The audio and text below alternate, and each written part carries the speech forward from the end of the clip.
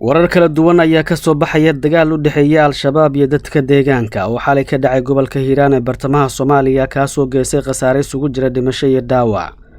Dagaalkan oo ahaa mid xooggan ayaa yimid kadib markii ciidanka deegaanka ee Macawiisley ay weerar ku qaadeen goob ay ku sugnaayeen al-shabaab oo ku aadan agagaarka deegaanka Beeryabaal ee hoos tagta degmada Buulaburdi ee gobolkaasi.